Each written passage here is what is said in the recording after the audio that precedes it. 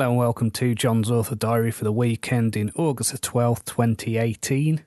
I'm still in holiday mode this week, but I've still managed to get quite a bit of work done. I don't have any set schedule, but what I've been doing is whenever I've got a bit of spare time, whenever I've got moments, say when my son's in bed, or if he's watching a film, I've been doing editing. So I got The Magician back from one of my beta readers, and she had some really good points about how I can improve the draft. So I've basically gone through that this week and ended up adding about 10% to the manuscript. And what this has done is really brought out the kind of emotional impact of what's happening and kind of underlining some of the more romantic elements of the story. Now, I've never written romance, but because I'm writing this young adult fantasy series, I now want to get a forbidden love storyline in there. So I've been building up that.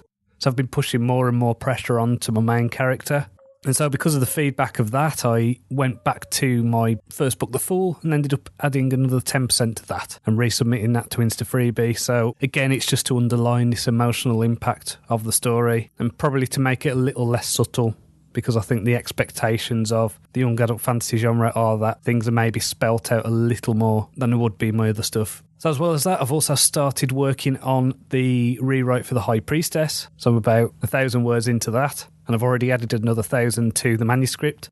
So that's good. If I can get the time to get this done by the end of next week, I'll be really pleased with that, because I want to start releasing these books as soon as possible. I've also been working on the book description for the first book, The Fool. So when you go on to Amazon, obviously you see the cover, and then you see the description of what the book is about. And I hate writing these. They're so difficult, especially because what I'm doing is a very long story. It's a very complex story. There's a lot of moving parts.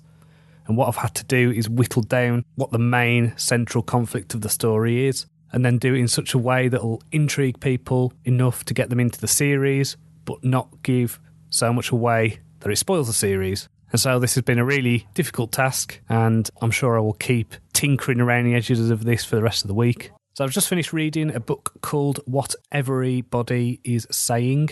This is a book by a retired FBI agent about body language and all the little tells that people have. And it was really interesting, really good for writers, I think, because I think what it showed is just how complex body language can be and how difficult it is to say that certain gestures mean certain things. So it seems like a lot of the work about understanding people's body language comes from understanding how the limbic system in the brain works. So there's a lot of behaviours, for example, that people might see as deceptive. I think there's a bit of a well-worn myth that if someone's rubbing their nose when they're telling you something, that's a lie. Well, this might not be the case. It could be that the person is stressed. It could be that the person does that as a kind of physical tic. And so this was a really useful book for me, which I hope will make my writing better, because I do try to incorporate a lot of body language to create subtext in my work. And I think having that deeper understanding will bring that out a lot more.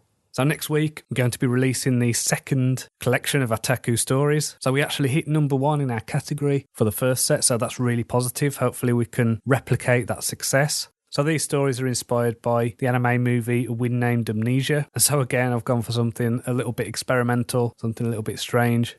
But that's one of the great things about short stories. You can experiment with things like form, you can experiment with things with the way a story is told. And what I wanted to do was really impact the meaning of the other stories in the anthology. And I think I've done that really well. So I've had no questions this week, but if you want to send me a question, it's at JLCronshaw on Twitter, or you can email me, it's john@johncronshaw.com. Remember, I have got some other podcasts you can listen to. There's Otaku on Writing, which is OTAKU on Writing, and Stop Booking Around, which is the podcast where I'm helping my mate Russ overcome his author procrastination. So until next time, cheerio.